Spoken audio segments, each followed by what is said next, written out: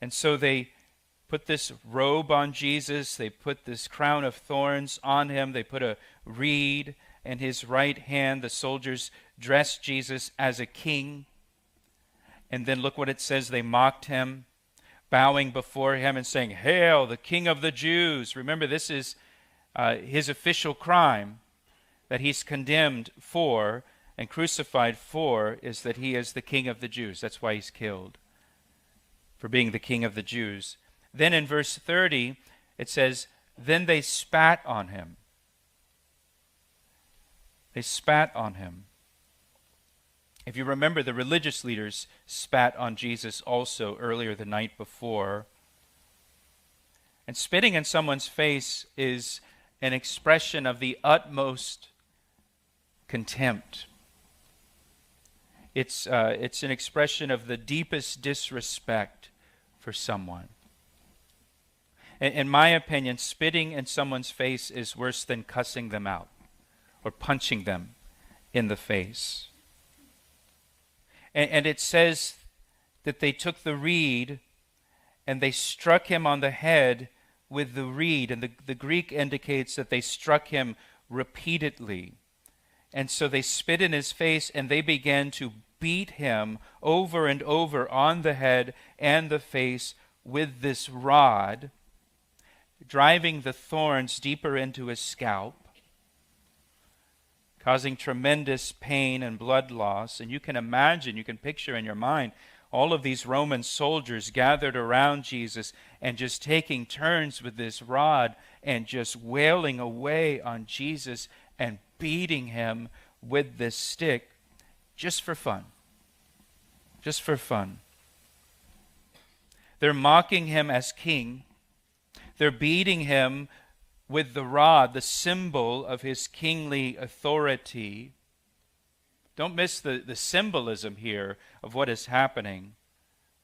They are beating the king with his own rod, with his own reed, the symbol of his authority. Mankind does not want Jesus to be king. Mankind does not want Jesus ruling over him. Mankind is rebellious and does not want to be under God's authority or God's laws or God's rules. We see this playing out in our culture. Man wants to be his own king. Man wants to make his own rules and be his own authority. And please do not think that mankind is any better today or any kinder today than they were. Mankind mocks Jesus. Mankind beats up Jesus, so to speak, to this day. And if given the chance, man would beat Jesus with a stick if he were here. You know, Isaiah 53 says that Jesus is despised and he's rejected. And we've seen that first he was despised and rejected by the Jews, and now he's despised and rejected by the Gentiles. And so that brings us to verse 31. And when they had mocked him, they took the robe off of him and put his own clothes back on him. Remember, he's been scourged, and his body's covered with lacerations. And so you can imagine the pain of taking off that robe and putting his own clothes back on with his body covered with lacerations. And now they lead him away to be crucified.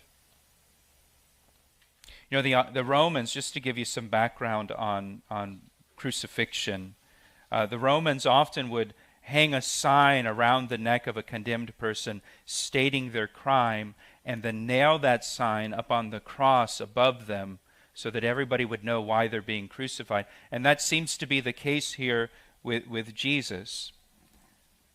A person condemned to die by crucifixion usually did not carry an entire cross. I know that's how it's often pictured in artwork, with Jesus carrying the whole cross, but they usually only carried the horizontal piece or the crossbeam of the cross. And what the Romans would do is they would lay that crossbeam on the shoulders, across the back of the neck of the condemned person, and then tie their arms to the crossbeam. And so they had this crossbeam, which usually weighed, 75 to 150 pounds. They've got this thing kind of balanced on their shoulders with their arms tied to it in kind of this position. The Romans also liked to tie a rope to the ankle of the condemned, so as they're walking through the streets under the weight of this crossbeam, they could yank their legs out from under them, causing them to come crashing down on their face, on their chest, unable to put their hands down to break their fall.